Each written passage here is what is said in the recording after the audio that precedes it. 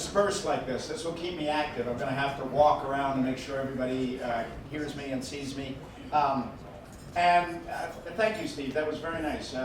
It's always good to hear your eulogy before you die.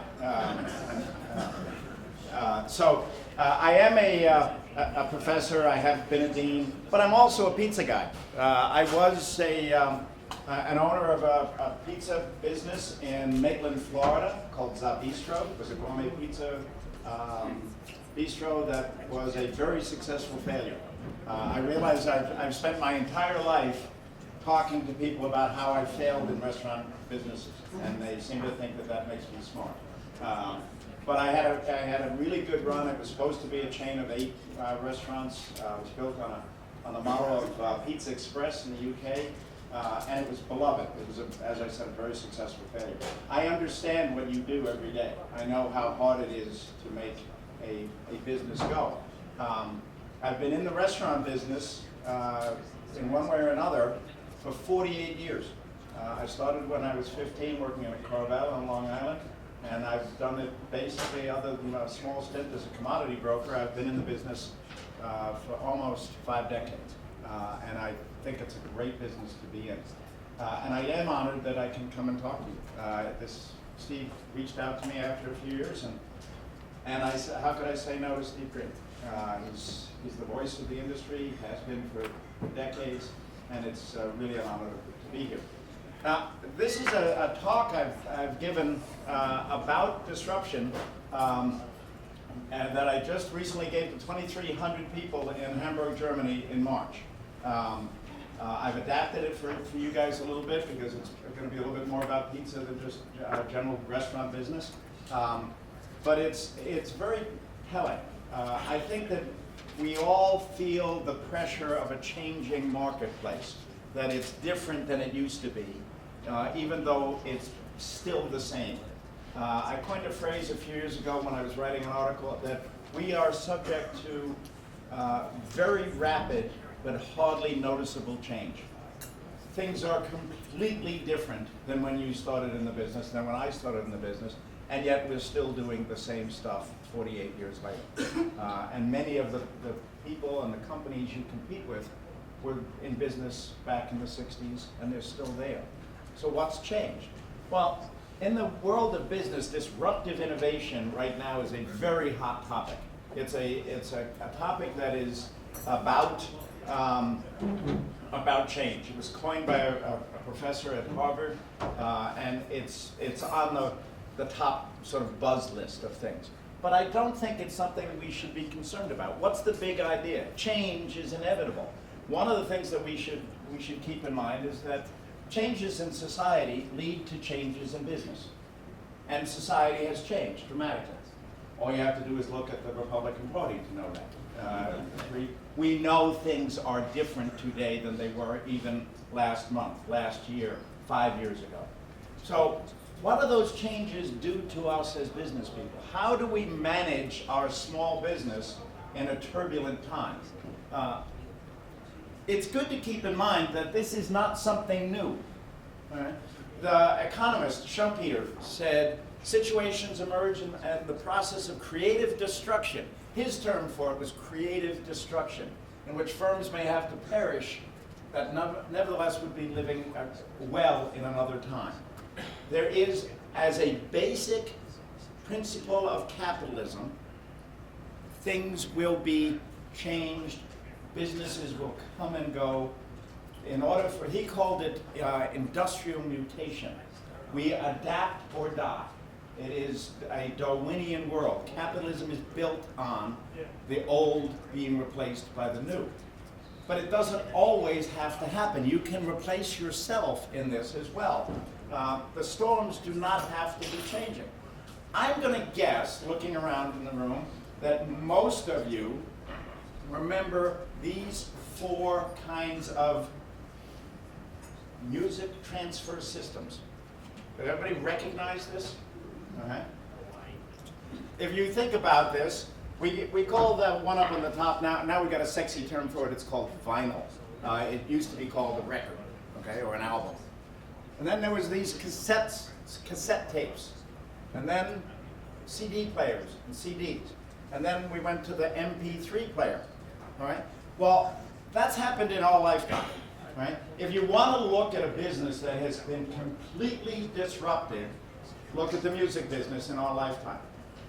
When there were records that were the main transfer, the recording business was 5 times larger than it is today in terms of sales.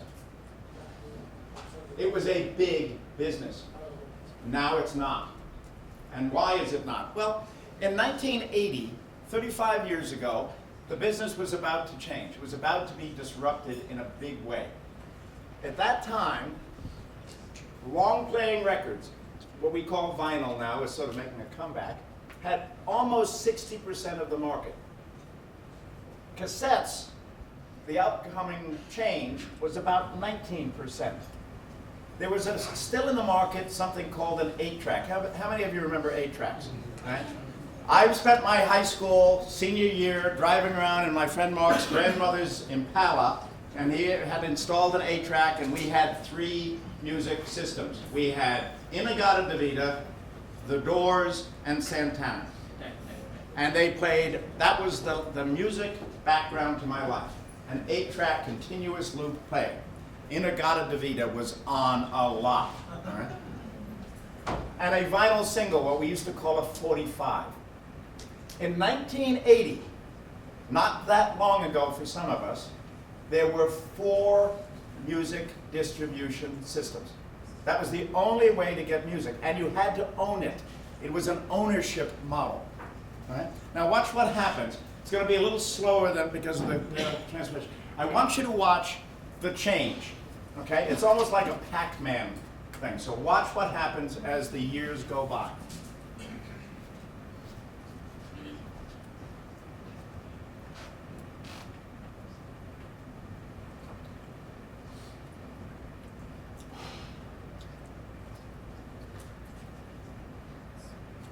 Oh, get him. Come on, blue. Go blue. Oh, wait a minute. Blue's dying too.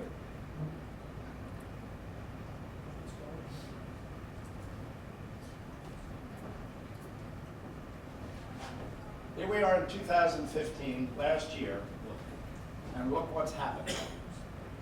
No longer are any of those things relevant. Okay? So in the last 35 years, we've gone from 4 systems of music ownership to now 5 systems. A physical CD and long playing is only 20% of the market. Synchronized, meaning this is the beginning of an online music system. Permanent downloads are 40%. Permanent downloads are what you do when you go to iTunes. Ringtones are 1%. It's something, Drake makes more money on ringtones than he does on the sale of albums. And streaming, 32%. That will change again this year. 35 years ago, none of that existed. None of it is the same as it used to be. That is a music business. That is a business completely disrupted in one lifetime. So could it happen to other businesses as well?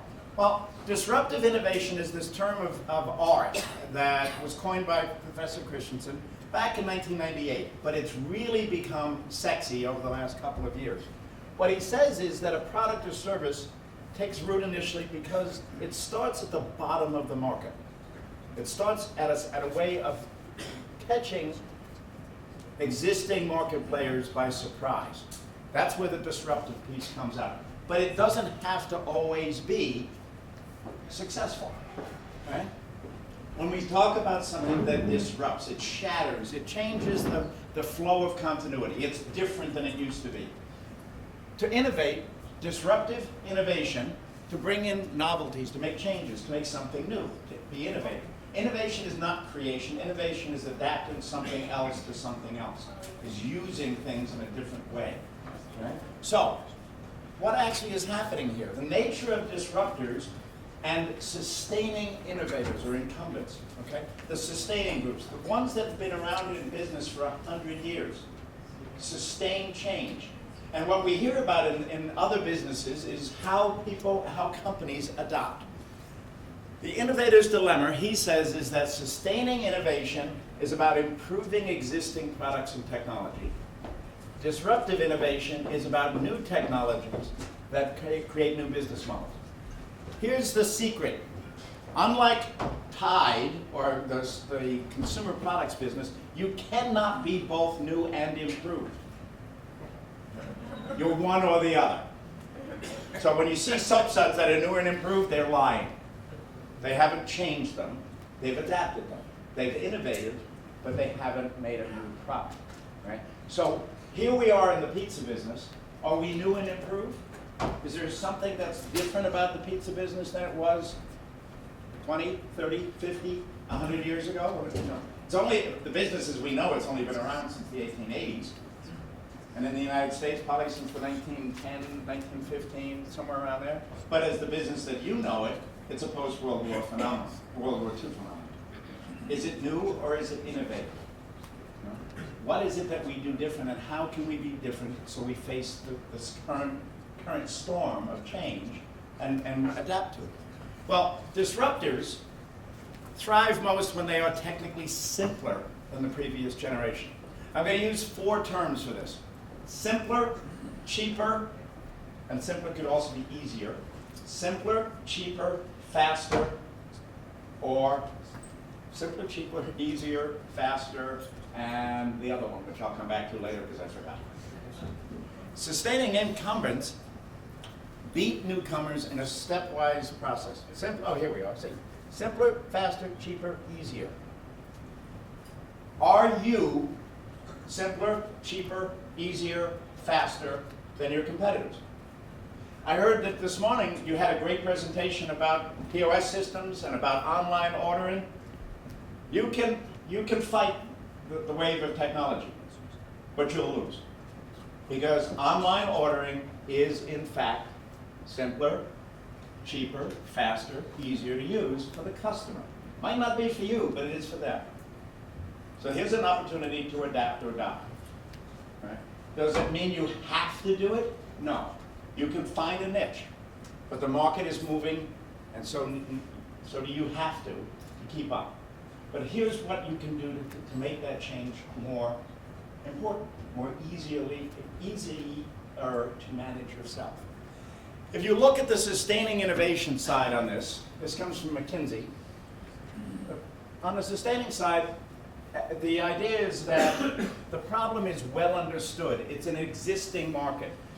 We have customers who believe that change is going to happen. The disruptors thrive where the situation is not well known, where there's change in the marketplace. Look at the Republican Party. I don't care what your politics are, but you're watching this happen right now. Right? The sustaining innovation, we're going to do this in a stepwise process every 4 years, and we're going to change, is being thrown out. Donald Trump is acting as the disruptor. He is listening to a market segment that says we are no longer going to do what we did before. Right? This is as good an example of this idea. The market is unpredictable. Traditional business methods fail. This is how we see it change, not just in business, but in life. Changes in society create changes in business, and politics is business. Here's the sort of very technical graph on this, okay? This is Christensen's thing, but it's a very interesting, very simplistic way to look at it. You have 2 kinds of customers in your market. You have your most demanding customers, the ones who want you to be better than you were yesterday. I want my pizza to taste better. I want it to be delivered faster. I want you to give me more. But you also have your least demanding customers. Those are people that are really only interested in price. Right? Price customers are not loyal customers. They don't ask much of you. If you don't match that $5.99 special from Domino's, they'll go somewhere and find it. Right? So price is always going to be at the bottom. So what we see is that the top people, the sustaining technology, these are the core customers, the customers we need to be in business. Right? They want better products in established markets. They want it to be better than it was the last time they came to you. On the other end, we have these customers who are only involved in the low-end distribution. This is also true of you guys at Colony. They know who you are. They know that they can always buy something cheaper. What do they want from you instead? They want more service. They want better communications. They want new products that's going to make their jobs better. But the ones at the bottom are the least demanding customers. Why are they least demanding? Because they'll go somewhere else. They're not loyal to you. The disruptive innovation piece actually happens when you compete with non-customers. What you do is you actually go out and find a new generation of people who are not using your current product. And what they do is they say, this is a new market. We can find ways to compete against this. You compete against people who are not using the product at all. Now in the pizza business, that's kind of hard, since pizza is the United States' most popular product. But there are still people who do not eat pizza. There are still people who do not eat pizza more than once a month. It's hard to believe, since we have, what do we have? Steve, it's like 44 pounds of pizza per person in the United States a year, right? Is that the number? It is. It's 44. It happened the last time I looked. It was 44 pounds of pizza per adult human being in the United States every year, right? And everybody goes, when I say that, oh my God, how can we're such pigs? How can we eat 44 pounds of pizza? That's basically a slice a week. Right? About a pound. Human beings eat about a pound of food every meal. So you just ate about a pound of food. If you'd had one or two slices of pizza, you would have had about the same thing. So it's about a slice a week. I know college kids who have, that every night. So it's very easy to get to that level. But that means there's still a lot of people who are not using our product and could be converted into consumers.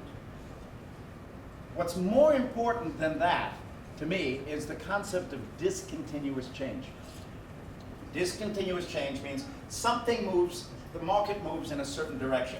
This is a picture from a restaurant about 100 years ago. It's a little hard to see from the back, but there's 3 women, there's a menu board, there's a couple of guys sitting at stools, there's tables. I can guarantee you that if you walked into this restaurant 100 years ago, knowing what you know today, you could buy lunch. Right? They were using the same kitchen equipment that we use now. This is a completely understandable technology, how to eat in a coffee shop. But about 60 years ago, we got an inflection point. Something changed. This guy is Fred Turner. Fred Turner was the operations guy for Ray Kroc.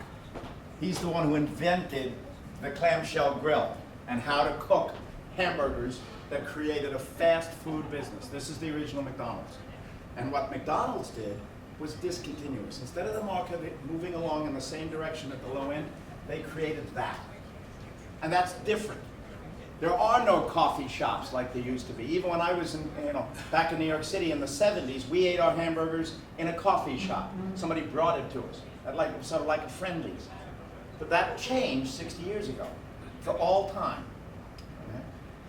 We still have restaurants, but they're not these restaurants. Right? That's discontinuous change. We're about to go under that same experience now because of technology, because of the internet. That's what a McDonald's looks like today. Does that look like your local McDonald's? No, but it will. I don't know if you've seen the new Wendy's. They're just popping up here in Massachusetts. The new Wendy's look completely different than the old Wendy's. They have this red flag, they call it. It's a beautiful new style, very different. Expect McDonald's to look like this within 5 years. All right? But also, look at this. I'm going to come back to this, but just look at that, okay? That's a kiosk. Right? It's an ordering kiosk. I'll come back to it in a second. What they're doing is disrupting their own model. They're changing the conversation. Right? They are competing against themselves. McDonald's really doesn't care about anybody else.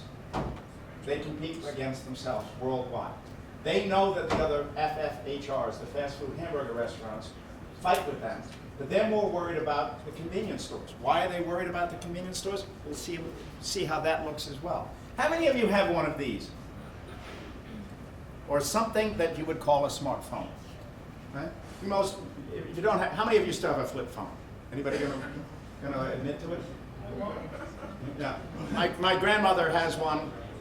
She's 96. My wife is old-fashioned. She has an iPhone 4 that she can't get to use anymore. Right? Most people that do business have something, either one of these or a Samsung. What's that? This is an iPhone 6. What's that? It's not quite a 7. It's an iPhone 6S. Plus. Oh yeah, the fat one's the plus. iPhone 6S. Is this a disruptor or a sustaining innovation model? Sustaining. The iPhone, innovation, disruptive. The iPhone, when it first came out in 2000, about 5 years ago, changed everything. The iPhone 6 is an S, sustaining. They're just competing with themselves. It's incrementally different. Right? That's why Apple's sales, the first time in the last 20 years, didn't meet expectations last year. Right? Because they're sustaining their model, not disrupting. Right? Now, you're going to see a bunch of things flash here. These are icons you probably notice, recognize. Okay? Of those, we have Skype, eBay, Google, Uber, iTunes, Twitter, Amazon Prime, Dominos, Five Guys, Starbucks, Pret a Manger, you might not know, but it's a growing sandwich chain from the UK, McDonald's, and Airbnb. What's the similarity between all of these? They were all disruptors when they came out. But now, they are all multi-billion-dollar corporations. They are no longer the lower end of the market. They have replaced other things. They are no longer faster, simpler, cheaper, easier. They are the market. Anybody can change the market, and they have. Five Guys. There's 1,200 Five Guys. It's a $2 billion corporation. And yet it still seems like, oh, the gourmet hamburger business is new. They're not. Let's take a look at two of these that are kind of new, Uber and Airbnb.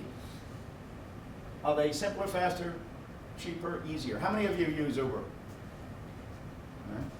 How many of you have used Airbnb? Right. Why? Why do you use an Uber? Simpler, faster, cheaper, easier. It's amazing, isn't it? That when And once you it's a disruptor. and it's a disruptor. Why is it a disruptor? It's a challenge to a whole new, create a whole new industry. Here's an interesting thing. Uber is actually, in most markets, not necessarily faster, cheaper, easier, or simpler. In New York City and Philadelphia, Uber is actually more expensive than a taxi. If you add the tip, but now what's Uber fighting about? Tips. Uber is actually not as cheap as people think it is in some cities. In certain places, Los Angeles it is. Why? Because there's so many people who want to drive their own cars. So there's lots of people, they compete for price. Uber's prices are going to drop, but they are not necessarily disruptive. How many of you have ever asked someone to call you a cab? That used to be, something we done. Oh, I'm going to go to the airport, call me a cab and have it meet me. Or you go to a cab stand. We have one right around the corner from us in Brooklyn. But if you called a cab, what were you doing? Uber. The technology changed, so now I know who the driver is. But Uber is a dispatcher. You guys remember Taxi, the movie, the TV show? Danny DeVito? What was Danny DeVito in the TV show Taxi? He was the dispatcher. You called them on the phone, and they had a radio dispatch cabs, and you could hear them saying, "Oh, who's going to pick up the old lady?" It's exactly the same. Uber hasn't really disrupted the market. They've made it easier. They've taken technology, they took this, an app, and made the dispatch component easier. How about Airbnb? Oh, I forgot. Yes, this one thing.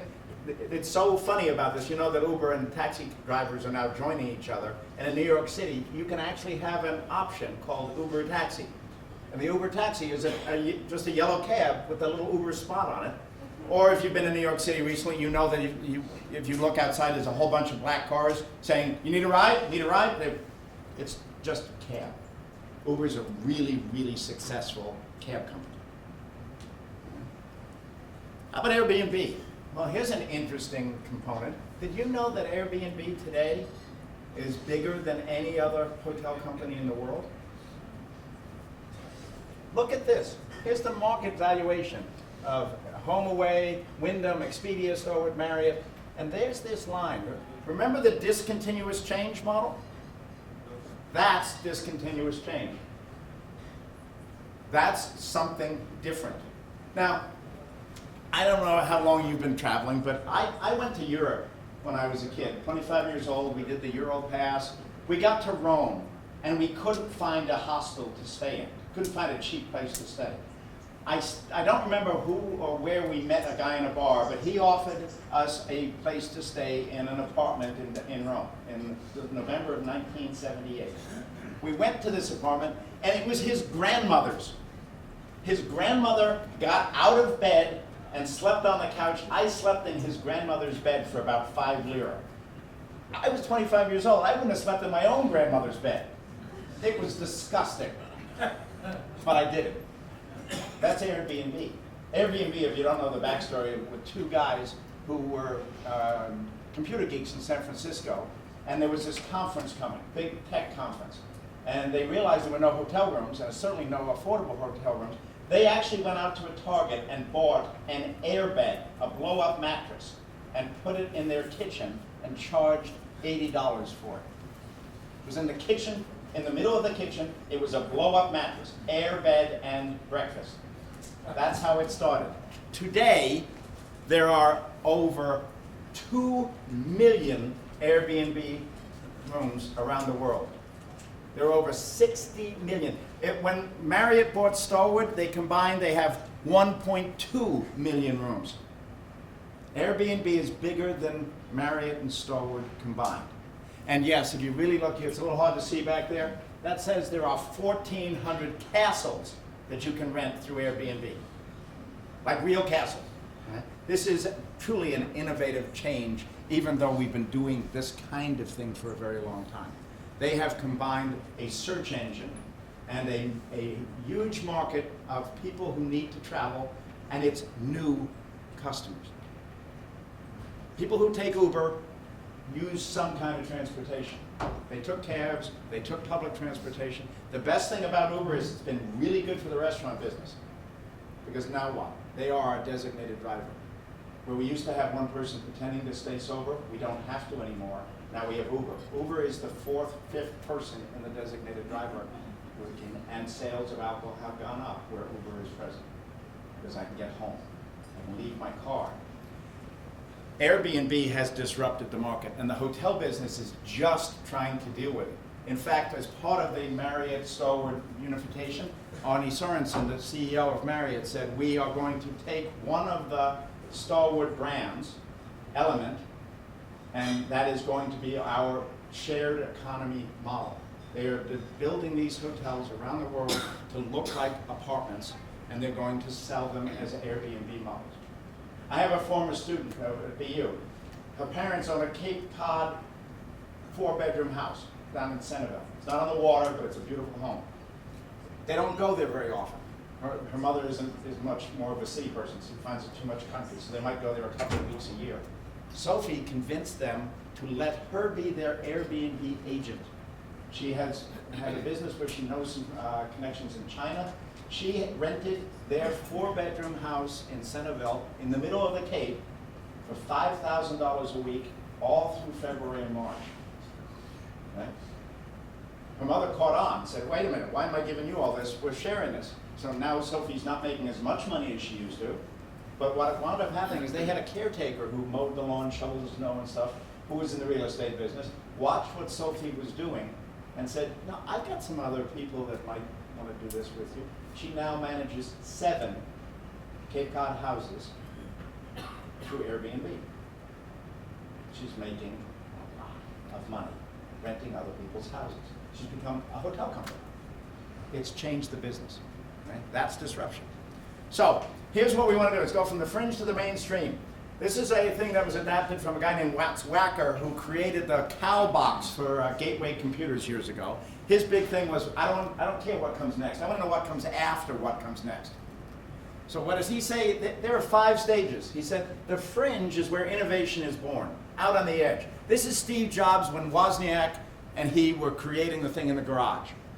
This is Branson when he still was renting rooms on islands before he even got in the hotel business. These are the people that are coming up with great ideas and are not making any money at it. This is the garage band before it hits big time. On the edge, it's where innovation starts to find a real paying audience. Then from there is the realm of the cool, where the media starts getting into it and says, hey, this is really cool. Then we go to the next big thing, where market starts to get big, and then we become a social convention. What we're really talking about in this disruptive stage is these two here, the edge and the realm of the cool. The people on the fringe are not someone you have to worry about yet. They do not make any money. This is a pizza business that just, it's too out of there. People are not going to eat it. But then they start to get some press. The pizza business now, what's the fastest growing segment of pizza? It's the Chipotle model, the build your own. When did build your own pizzas really start talking about it? We did a project on it when I was in grad school at Cornell in 1983. Right? This is long before Chipotle was around. We've talked about it. We didn't have the technology. We didn't have the great impinging ovens and the high fast ovens to make it possible. But now we see Chipotle has changed the way we look at fast casual. Oh, I can build my own, and we can do pizzas, and the business is growing like topsy.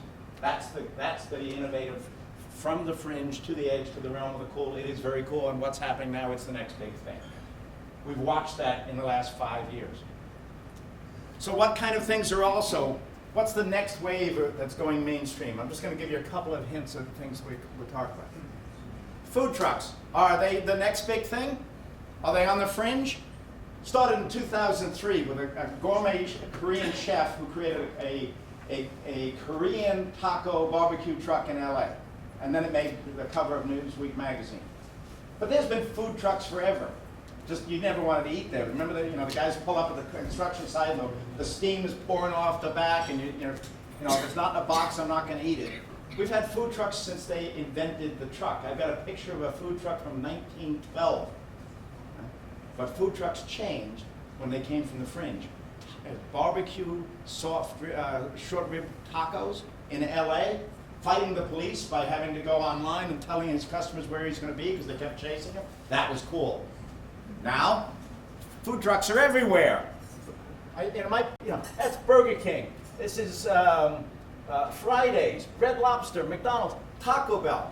Food trucks aren't cool anymore. Every food truck operator I know in Boston wants sticks and mortars a place. They want to have a place. The food truck was just a way to get to a restaurant. But the food trucks are everywhere. No longer innovative, gone mainstream. How about laptop ordering? Oh boy, that was big a few years ago, huh? Everybody had to have a laptop. Now who's got laptops? All of the casual theme businesses, what are they doing? They're basically saying we don't want to be in the full service business. We'd rather have people order everything. Let's get rid of the staff. We don't need service. This is a picture of an airport restaurant. You go to an airport anywhere in the world now, and there's bound to be a restaurant that looks like this with 500 of these things. And all 4 members of a family sitting there playing Angry Birds instead of talking to each other. It's no longer cool. It's just there. Okay? It's mainstream. How about the opposite, though? Using kiosk and tablet-based ordering systems to actually make a difference in a segment that was not competitive. We don't have them up here much, but there's 2 companies, one called Wawa and one called Sheetz. They're both family-owned. They're both based in Pennsylvania. Wawa, they had a handshake. It's completely illegal. But the families decided not to compete head-to-head with each other. So Wawa has gone down the East Coast, and Sheetz has gone west of Pennsylvania. Same basic family business, selling gasoline and convenience food, but they've gone into the prepared food market. You go to this kiosk, this tablet-based touchscreen, and you order made-to-order food. There's a kitchen behind them. Or you go up and you see a beautiful store, and you can go and touch what you want. Right? It's tablet-based. That is different than replacing the waiter. This is enhancing their business, and they're growing like topsy. Why? It is simpler, easier, cheaper, faster. And people like it. Remember McDonald's? And the kiosk? How many of you have gone to a kiosk and ordered something? How many of you have gone to a drive-through in a McDonald's or a fast food hamburger and had to talk to the toddler? Or no, I don't know what you said. Yes, I'd like to order a hamburger, please. Okay, I order a hamburger. Go ahead with her. Why haven't we replaced that talking voice that you can't understand with a touchscreen tablet at the drive-through? A little hard to reach. Exactly.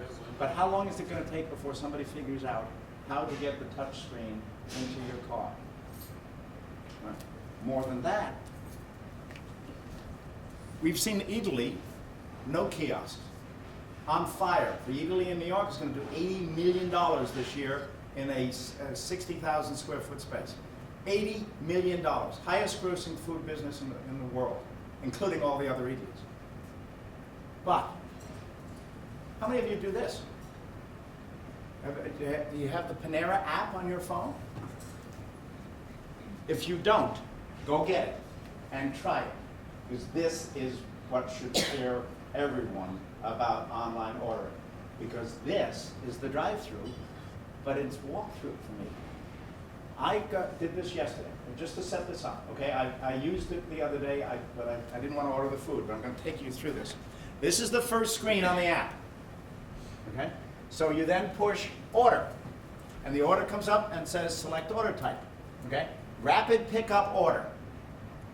Rapid pickup order says, when do you want it? I want it now, okay? Okay, I want it now. Where is my local Panera? 1/10 of a mile from my office on Com Ave. 1/10 of a mile, it's 2 blocks away, block and a half, right? So I want it now. Available in 10 minutes after checkout. What do? I say, okay, there's the menu. I go to that site and I get to pick whatever I want. You pick 2. Pick 1, soup, salad, paninis. I'm gonna have their special half and half. I go and there's my sandwiches, and I get to say what do I want, and I pick 1. And then I go over to the soups and I pick 1. By the way, this is all on my phone. And then they show me what I picked to confirm it. Then they tell me what the order is going to be. Subtotal $9.48. Tells me the time, tells me what it is. All I then do is say checkout. I haven't pushed it one more time, but you know what the checkout is? My credit card is already in the system, and I put my thumbprint to verify the order. I ordered this last week. I went to my door, took my coat, walked the block and a half to the Panera Bread, and it was there. Less than 10 minutes. And I had hot soup and a melted sandwich that I took back to my office, and it cost me $9.60. Why? How long do you think it's going to take before McDonald's figures out that I can order at the drive-thru and not go through the drive-thru? I'll have a pickup window. That changes the conversation. And this works like a dream. I know Ron Shake, the CEO of Panera. I had one of these. I couldn't believe how good the sandwich. I had the turkey and avocado sandwich and chicken noodle soup. The avocado was cold when I got back to my office. The soup was hot. I sent him an email saying it was one of the most impressive quick service meals. It was better than if I had it in a restaurant. Who else is competing in this market? Skip the delivery, 1 hour delivery. Prime, Amazon Prime is going to be delivering within an hour from various restaurants. You pick the restaurant, they'll go get it for you, and they'll get it to your house. The difference between the restaurant business and these delivery services, the delivery services, Amazon talks about capturing the last mile from the warehouse to the front door. Our business has always been about the last square meter. Whether we're in the fast food business or the fine dining restaurant business, everything happens within 1 square meter. When you go to the drive-thru, they hand you a bag. When you go to the restaurant, they bring your food to you. When you order at a Chipotle, they stand across a 3-foot table. The merging of the last square meter with the last mile is where the battle is being fought right now. You've known it because delivery has been a part of our business since Domino's came in. But what is really happening is they're coming into our business because the fight is over the front door. Who gets the food to the front door and how? Amazon says they can do it in an hour. An hour doesn't seem like a really good competitive advantage to me. I'm a takeout guy. I go get my pizza at Mark Anthony's down in Onset, and I go and get it, all right? Because I'm still of that generation. I'd rather go and get it instead of having a guy knock at the door. But look at this. If you haven't heard about Uber Eats is an online system, and you see this guy down here? He's got a pre-made sandwich in a box from Take a Bow. If you call Uber Eats in the cities where they're not in Boston yet, they are in New York, they're coming to Boston. The Uber drivers are driving around with food and hot boxes and cold boxes on the front seat of the car. You call them from a select menu, limited number of restaurants, limited number of menu items, but that food will literally show up within 5 minutes. 10 minutes is slow for them. The Uber driver will, from the minute you order, will knock on your door, will tell you that he's downstairs, you go down and get it, and the food's delivered 5 minutes from the time you order. Not everything, but he's sitting with the box in his car. Pre-made food, chilled or hot. How many of you, I'm sure you've heard about these guys, right? The Domino's DXP. Oh my God, they're changing the industry. It's going to be terrible. They've got their own cars now with ovens in them, and oh my God, it's awful. Well, there's 95 of them on the road now, right, in the United States. 95 of these. They're Chevys, right? They've adapted them to this fancy new delivery structure, right? But if you actually look inside them, what is this DXP? I know it's a little hard to see over there because of our friend here. What is it? It's an adapted cheap Chevy. It's a plastic hot box that plugs in. It's no different than how you're doing it. And by the way, look what the rest of the car is filled with. Pizza delivery bags. The exact same bags you use. There's nothing here. You can go out and buy a smart car. You can buy a Ford Focus. Paint it, and you can do the same thing. Don't give up on this. Domino's is not figured out. Now, what Domino's has figured out is that they build themselves as an IT company that happens to sell pizza. 40% of their pizzas are now online, and it's getting more every year. Worldwide, they deliver 40,000 pizzas a day in Istanbul alone. Their breakthrough is their technology, not the delivery system. You can get anybody to deliver it, and you can make the car as fancy or as cheap as you want. All that is a side door with a hot box. It's a plastic hot box. It's exactly the same Metro container you use. What might be different is this guy. This is in the Mandarin Oriental, the #1 5-star hotel in Boston. I'm sitting there at a meeting, and I look up, and I see this guy checking in. And I said, that's the funniest backpack I've ever seen. And then I realized he wasn't checking in, he was bringing in. This is a pizza backpack. He's got boxes of pizza, and he brought a couple of other things, and I watched, and I wasn't fast enough to get the picture. The Human Resource Department had ordered pizzas in for a meeting at the Mandarin Oriental, and he was delivering. No logos, no signs, just walked into the lobby, went to the front desk, a woman came and met him, and he went downstairs. Delivery, upscale, customized, for one of the finest places in the entire city of Boston. How did it happen? All online. This is a vending machine. What's the difference, once we get down to it, between a kiosk and a vending machine? A vending machine is a place where you get food and beverage in exchange for something. You put money in and you take the food out. Let's be honest, this is a vending machine. I don't see any human beings. I don't have to. But what are the customers going to want? There will always be customers who want the human touch, who want to come to our restaurants, who want it delivered by a human being, who want to talk to people. That, believe it or not, is a steak tartare vending machine in Switzerland. I sent the guy who sent this to me is an old friend, and I said, it might work in Switzerland. I don't think the American market is quite ready for uncooked, chopped hamburger in a vending machine. Steak tartare is hard enough to eat for most of us anyway, but that might be pushing it. The last thing that we want to look at are these two. This is changing the way we're going to pay as well. It's going to change the market with the relationship that we have with the customer. Cashless is happening.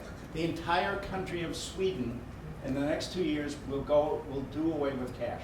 It will all be electronic. Because cash is very expensive for governments to issue. It will all be wallet-based. It will all be phone-based. Right?